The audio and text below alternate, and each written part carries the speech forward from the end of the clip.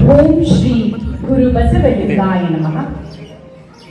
ಸರ್ವರಿಗೂ ಶರಣು ಶರಣಾರ್ಥಿಗಳು.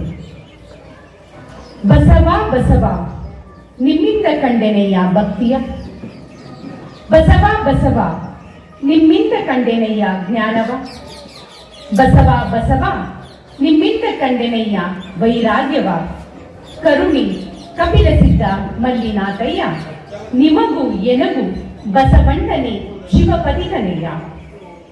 ವಿಶ್ವಗುರು ಬಸವಣ್ಣನವರನ್ನು ಸ್ಮರಿಸಿರುವಂತಹ ಶಿವಯೋಗಿ ಸಿದ್ದರಾಮೇಶ್ವರರ ವಚನವನ್ನ ಸ್ಮರಿಸುತ್ತಾ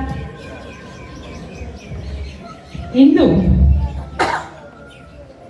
ಚಾಮರಾಜನಗರ ಜಿಲ್ಲೆ ಅನೂರು ತಾಲೂಕಿನ ಗೋಪಿಶೆಟ್ಟಿಯೂರಿನಲ್ಲಿ ಶ್ರೀ ಸುಬ್ಬೇದೇವರು ಸ್ವಾಮಿಯವರ 17ನೇ ಪುಣ್ಯ ಸ್ಮರಣೆ ಕಾರ್ಯಕ್ರಮ ಹಾಗೆ ಕಂತೆ ಭಿಕ್ಷಾ ಕಾಯಕ ಸಂತ ಶ್ರೀ ಸುಬ್ಬೇದೇವರು ಸ್ವಾಮೀಜಿ ಕೃತಿ ಲೋಕಾರ್ಪಣೆ ಕಾರ್ಯಕ್ರಮ ಈಗಾಗಲೇ ನೆರವೇರಿದೆ. ಈ ಕಾರ್ಯಕ್ರಮದ ದಿವ್ಯ ಸಾನ್ನಿಧ್ಯವನ್ನ ದಯಪಾಲಿಸಿದಂತಹ ನಿರಂಜನ ಪ್ರಣವ ಸ್ವರೂಪಿ ಶ್ರೀ ಶ್ರೀ ಮಹಾಂತ ಸ್ವಾಮಿಗಳು, ದೇವನೂರು ಮಠಾಧ್ಯಕ್ಷರು, ಹಾಗೆ ಈ ಕಾರ್ಯಕ್ರಮದಲ್ಲಿ ಉಪಸ್ಥಿತರಿದ್ದಂತಹ ಮಾಲೆ ಮಹದೇಶ್ವರ ಬೆಟ್ಟದ ಷಟ್ಸ್ಥಲ ಬ್ರಹ್ಮಶ್ರೀ ಡಾಕ್ಟರ್ ಶ್ರೀ ಶಾಂತ ಮಲ್ಲಿಕಾರ್ಜುನ ಮಹಾಸ್ವಾಮಿಗಳು ಹಾಗೂ ಗೋಪಿಶೆಟ್ಟಿಯೂರಿನ ಶ್ರೀ ಗುರುಮಲ್ಲೇಶ್ವರ ದಾಸೋಹ ಮಠದ ಶ್ರೀ ಸೋಮಶೇಖರ ಸ್ವಾಮಿಗಳವರು, ಹಾಗೆ ಬೆಂಗಳೂರು ದಕ್ಷಿಣ ಜಿಲ್ಲೆಯ ದೊಡ್ಡ ಮರಳವಾಡಿಯ ಪೂಜ್ಯರು ಆದಂತಹ ಶ್ರೀ ಪ್ರಭು ಕಿರೀಟ ಸ್ವಾಮಿಗಳವರೇ, ಹಾಗೆ ಈ ಕಾರ್ಯಕ್ರಮದಲ್ಲಿ ಉಪಸ್ಥಿತರಿದ್ದಂತಹ ಎಲ್ಲ ಪೂಜ್ಯರಿಗೂ ಗಣ್ಯರಿಗೂ, ವೇದಿಕೆ ಮೇಲೆ ಉಪಸ್ಥಿತರಿರುವಂತಹ ವಚನ ಕುಮಾರಸ್ವಾಮಿರವರಿಗೂ, ಹಾಗೆ ಈ ದಿನ ಕೃತಿ ಲೋಕಾರ್ಪಣೆಗೊಂಡಂತಹ ಸುಬ್ಬೇದೇವರ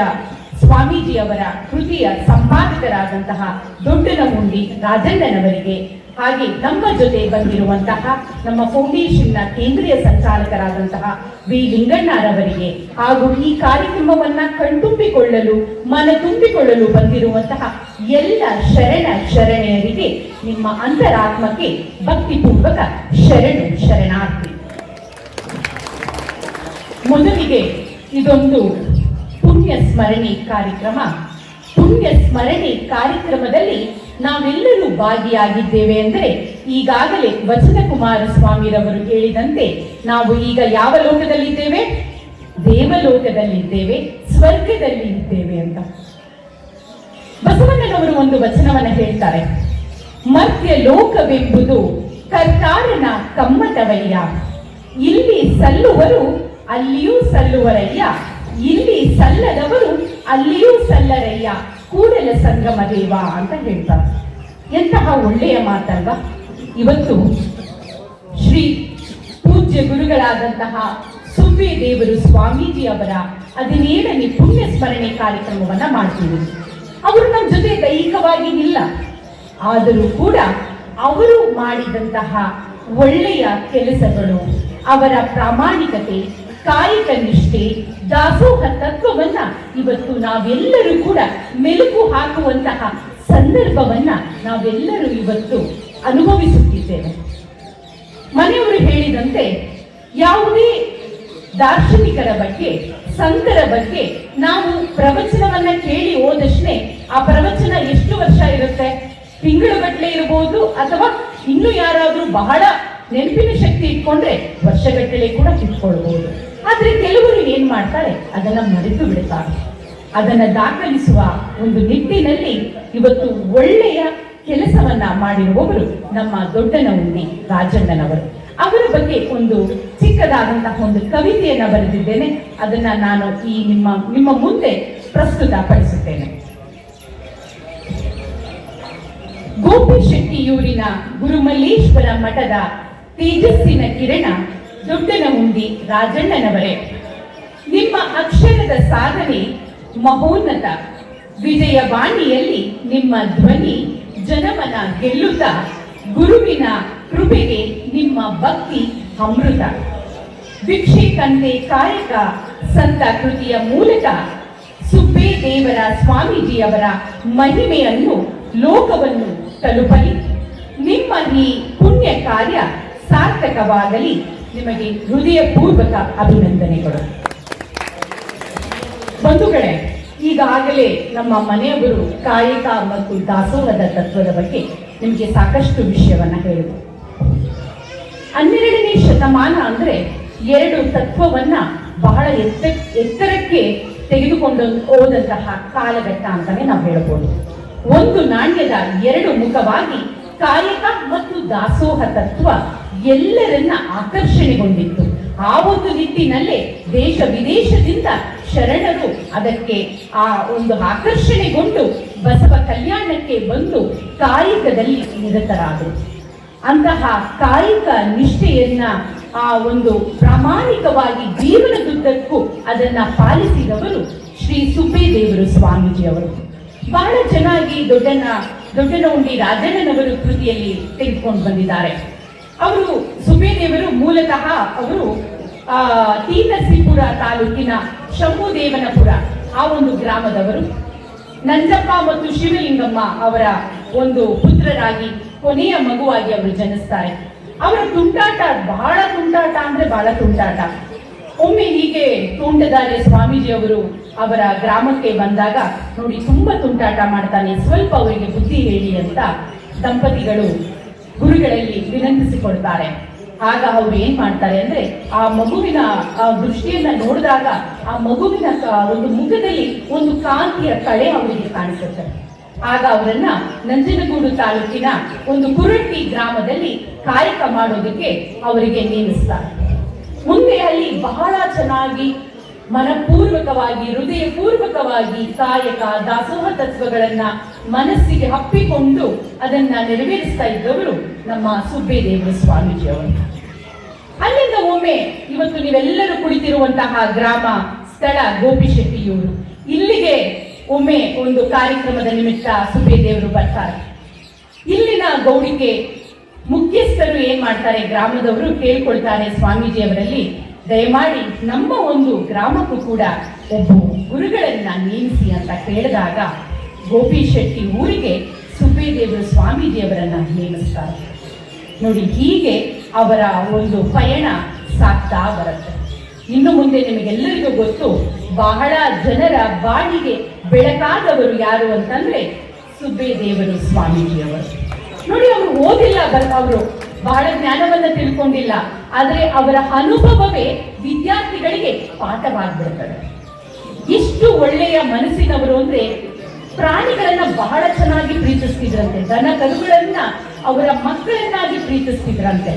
ದನ ಕರುಗಳು ಮಾತ್ರವಲ್ಲ, ವಿದ್ಯಾರ್ಥಿಗಳಿಗೆ ಅವರು ತಂದೆಯಾಗಿ, ತಾಯಿಯಾಗಿ, ಬಂಧುವಾಗಿ ಅವರನ್ನ ಕಾಣ್ತಿದ್ರಂತೆ. ಅದಕ್ಕೆ ಬಸವಣ್ಣನವರ ಒಂದು ವಚನ ನೆನಪಿಗೆ ಬರುತ್ತೆ, ತಂದೆ ನೀನು, ತಾಯಿ ನೀನು, ಬಂಧು ನೀನು, ಬಳಗ ನೀನು, ನೀನಲ್ಲದೆ ಮತ್ತಾರು ಇಲ್ಲಯ್ಯ, ಕೂಡಲ ಸಂಗಮ ದೇವ, ಹಾಲಲ್ಲದ್ದು ನೀರಲ್ಲದ್ದು ಅಂತ ಹೇಳ್ತಾರೆ. ಹಾಗೆ ಸುಬ್ಬೇದೇವರು ಸ್ವಾಮೀಜಿಯವರು ವಿದ್ಯಾರ್ಥಿಗಳಿಗೆ ಆ ದಾಸೋಹವನ್ನ ಮಾಡ್ತಾ, ಆಶ್ರಯವನ್ನ ನೀಡ್ತಾ, ಬರೀ ಅವರಿಗೆ ಅಕ್ಷರ ದಾಸೋಹವನ್ನ ಮಾತ್ರ ಮಾಡಲಿಲ್ಲ, ಸಂಸ್ಕಾರವನ್ನ ಕೊಟ್ಟರು. ನಾವು ಇವತ್ತು ನಮ್ಮ ಮಕ್ಕಳನ್ನ ಬಹಳ ದೊಡ್ಡ ದೊಡ್ಡ ಶಾಲೆಗೆ ಸೇರಿಸ್ತೀವಿ, ಇಂಟರ್ನ್ಯಾಷನಲ್ ಸ್ಕೂಲಿಗೆ ಸೇರಿಸ್ತೀವಿ, ಸೆಂಟ್ರಲ್ ಸಿಲೆಬಸ್ ಇರುವಂತಹ ಸ್ಕೂಲಿಗೆ ಸೇರಿಸ್ತೀವಿ ಅಲ್ವಾ. ಇನ್ನೂ ಅದಕ್ಕಿಂತ ಎತ್ತರ ಇನ್ನೂ ಯಾವುದಾದ್ರೂ ಶ್ರೇಣಿಯಲ್ಲಿರುವಂತಹ ಶಾಲೆಗಳಿದ್ರೆ ಇನ್ನೂ ಎಷ್ಟೇ ಹಣ ಆದ್ರೂ ಕೂಡ ನಮ್ಮ ಮಕ್ಕಳನ್ನ ಸೇರಿಸ್ತೀವಿ. ಆದ್ರೆ ಮಕ್ಕಳು ಶಿಕ್ಷಣವನ್ನ ಪಡೆದು ಅವರು ಹಣವನ್ನ ಸಂಪಾದನೆ ಮಾಡಬಹುದು, ಬದುಕನ್ನ ಕಟ್ಟಿಕೊಳ್ಳಬಹುದು. ಆದರೆ ಸಂಸ್ಕಾರ ಸಿಗಬೇಕಾದ್ರೆ ಇಂತಹ ಮಠದಲ್ಲಿ ಯಾರು ವಿದ್ಯಾರ್ಥಿಗಳು ಅಕ್ಷರವನ್ನ ಕಲಿತಿರ್ತಾರೋ, ಆಶ್ರಯವನ್ನ ಪಡೆದಿರ್ತಾರೋ, ಮಠದಲ್ಲಿ ಮಠ ಗುರುಗಳ ಜೊತೆ ಯಾರು ಅವರ ಜೊತೆ ಅನುಭವವನ್ನ ಪಡೆದಿರ್ತಾರೋ ಅವರು ನಿಜವಾದ ಒಂದು ಶಿಕ್ಷಣವನ್ನ ಪಡೆದಿರ್ತಾರೆ. ಯಾಕಂದ್ರೆ ಶಿಕ್ಷಣದ ಜೊತೆಗೆ ಸಂಸ್ಕಾರ ಸೇರಿದಾಗ ಮಾತ್ರ ಬದುಕು ಸಾರ್ಥಕವಾಗುತ್ತೆ. ಎಷ್ಟೋ ಸಲ ನಾವು ಮನೆಗೆ ಹೋದಾಗ ತಂದೆ ತಾಯಿಗಳು ನಮ್ಮನ್ನ ಉಚ್ಚರಿಸೋದಕ್ಕೆ ಬರ್ತಾರೆ.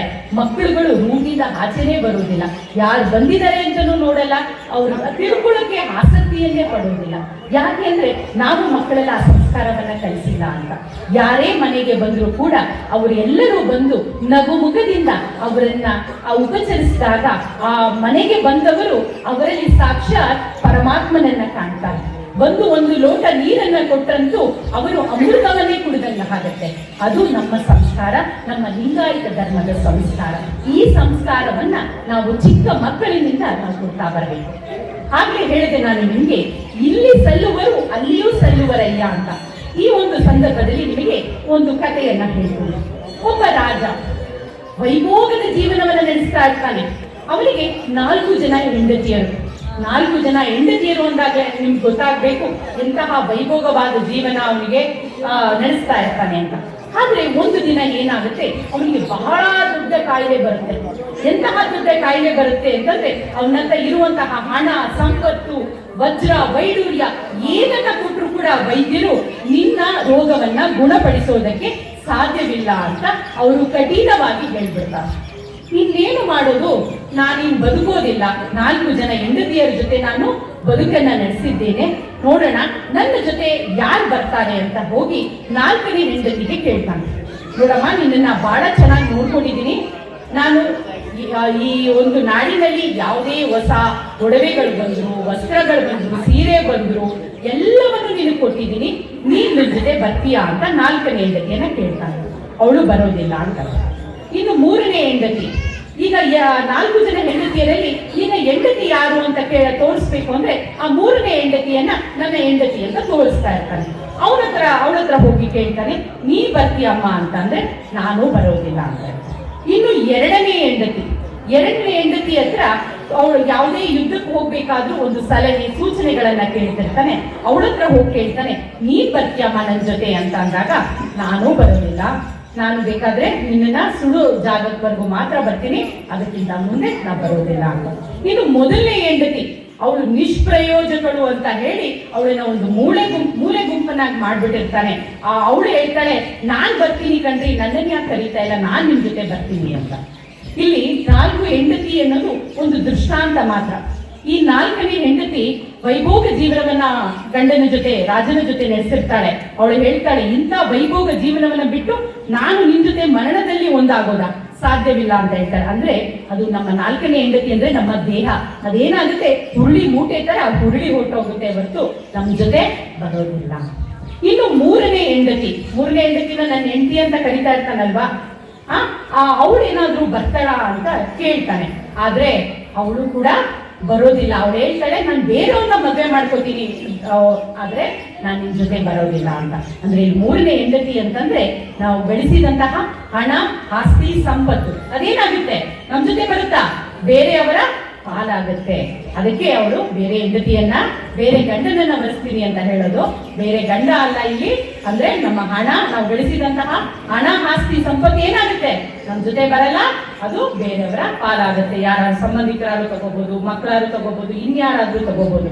ಇನ್ನು 2ನೇ ಹೆಂಡತಿ, ಅವಳು ಏನಂತ ಹೇಳ್ತಾಳೆ ಅಂದ್ರೆ, ನಿನ್ನನ್ನ ಸುಡುವ ಜಾಗ ಸ್ಮಶಾನ, ಅಲ್ಲಿವರೆಗೂ ಮಾತ್ರ ಬರ್ತೀನಿ ಅಂತ ಹೇಳ್ತಾಳೆ. ಇಲ್ಲಿ 2ನೇ ಹೆಂಡತಿ ಅಂದ್ರೆ ಯಾರು ಅಂದ್ರೆ ನಮ್ಮ ಬಂಧು ಬಾಂಧವರು, ಸ್ನೇಹಿತರು, ಸಂಬಂಧಿಕರು. ಅವ್ರು ಎಲ್ಲಿವರೆಗೂ ಬರ್ತಾರೆ, ನಮ್ಮನ್ನ ಆ ದೇಹವನ್ನ ಸುಡುವ ಜಾಗದವರೆಗೆ ಮಾತ್ರ ಬರ್ತಾರೆ. ಅದಕ್ಕಿಂತ ಮುಂದೆ ಬರ್ತೀಯಾ ಅಂತ ಕೇಳಿದ್ರು ಕೂಡ ಯಾರು ಬರೋದಿಲ್ಲ. ಆದ್ರೆ ಇಲ್ಲಿ 1ನೇ ಹೆಂಡತಿ ಅಂದ್ರೆ ನಮ್ಮ ಆತ್ಮ ಸಾಕ್ಷಿ ಮಾತ್ರ ಗೊತ್ತಿರುತ್ತೆ. ನಾವು ಬದುಕಿರೋವರೆಗೂ ಒಳ್ಳೆ ಕೆಲಸವನ್ನ ಮಾಡಿದೀವಾ, ಕೆಟ್ಟ ಕೆಲಸವನ್ನ ಮಾಡಿದೀವಾ, ಎಷ್ಟು ಜನ ಸ್ನೇಹಿತರನ್ನ ಸಂಪಾದನೆ ಮಾಡಿದೀವಿ, ಎಷ್ಟು ಜನ ಶತ್ರುಗಳನ್ನ ಜೊತೆ ನಾವು ಬದುಕಿದ್ದೀವಿ, ಎಲ್ಲವೂ ಕೂಡ ನಮ್ಮ ಆತ್ಮಕ್ಕೆ ಗೊತ್ತಿರುತ್ತೆ. ನಮ್ಮ ಆತ್ಮ ಮಾತ್ರ ನಮ್ಮ ಜೊತೆ ಬರೋದು ಅಲ್ವಾ. ಅದಕ್ಕೆ ಇರುವವರೆಗೂ ನಾವ್ ಏನ್ ಮಾಡ್ಬೇಕು, ಒಳ್ಳೆಯ ಕೆಲಸವನ್ನ ಮಾಡಬೇಕು, ಒಳ್ಳೆ ಕಾಯಕವನ್ನ ಮಾಡಬೇಕು. 12ನೇ ಶತಮಾನದಿಂದ ಪ್ರಾರಂಭವಾದಂತಹ ಕಾಯಕ ದಾಸೋಹ ತತ್ವವನ್ನ ಮುಂದಿನ ಗುರುಗಳಾದಂತಹ ಸಿದ್ಧಲಿಂಗೇಶ್ವರರು ಆಗಿರ್ಬೋದು, ಗುರುಮಲ್ಲೇಶ್ವರರ ಆಗಿರ್ಬೋದು,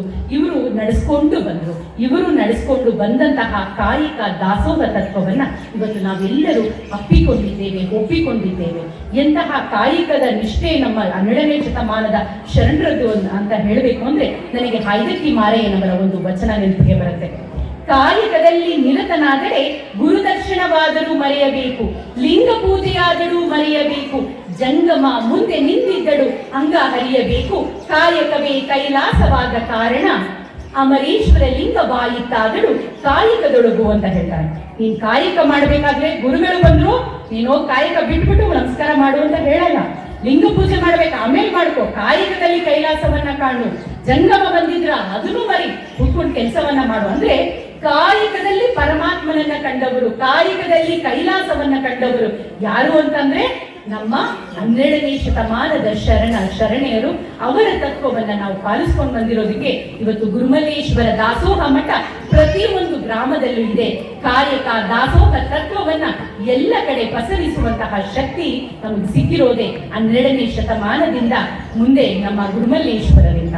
ಗುರುಮಲ್ಲೇಶ್ವರರ ಬಗ್ಗೆ ಎಷ್ಟು ಹೇಳಿದ್ರು ಸಾಕಾಗಲ್ಲ. ಶಿವಮೊಗ್ಗ ಜಿಲ್ಲೆಯಲ್ಲೇ ಎಲ್ಲಿದೆ, ನಮ್ಮ ಮೈಸೂರು ಜಿಲ್ಲೆ ಎಲ್ಲಿದೆ ನೋಡಿ. ಶಿವಮೊಗ್ಗ ಜಿಲ್ಲೆಯಲ್ಲಿ ಅವರು ಜನಿಸ್ತಾರೆ. ಅದಕ್ಕೆ ಹೇಳ್ತಾರೆ ಎತ್ತನ ಮಾಮರ ಎತ್ತನ ಕೋಗಿಲೆ ಎತ್ತನಿಂದೆತ್ತ ಸಂಬಂಧವಯ್ಯ, ಬೆಟ್ಟದ ಮೇಲಿನ ನೆಲ್ಲಿಯ ಕಾಯಿ ಸಮುದ್ರದೊಳಗಣ ಉಪ್ಪು ಎತ್ತನಿಂದೆತ್ತ ಸಂಬಂಧವಯ್ಯ, ಗುಹೇಶ್ವರ ಲಿಂಗಕ್ಕೆಯು ಎನಗೆಯು ಎತ್ತನಿಂದೆತ್ತ ಸಂಬಂಧವಯ್ಯ ಅಂತ ಹೇಳ್ತಾರೆ.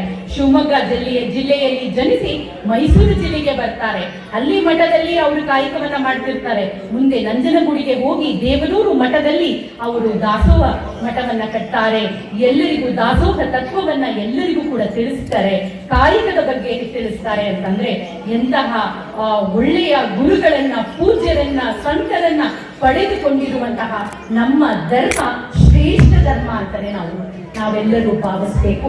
ಅಂತಹ ಶ್ರೇಷ್ಠ ಧರ್ಮದಲ್ಲಿ ನಾವೆಲ್ಲರೂ ಇವತ್ತು ಹುಟ್ಟಿದ್ದೀವಿ. ಅದಕ್ಕೆ ಹೇಳ್ತಾರೆ ದಾಸೋಹವೆಂಬ ಸೋಹೆಗೊಂಡು ಹೋಗಿ ಗುರುವ ಕಂಡೆ, ಲಿಂಗವ ಕಂಡೆ, ಜಂಗಮವ ಕಂಡೆ, ಪ್ರಸಾದವ ಕಂಡೆ, ಇಂತಿ ಚತುರ್ವಿಧ ಸಂಪನ್ನನಾಗಿ ಕಾಣ ಕೂಡಲ ಸಂಗಮ ದೇವ ಅಂತ ಹೇಳ್ತಾರೆ.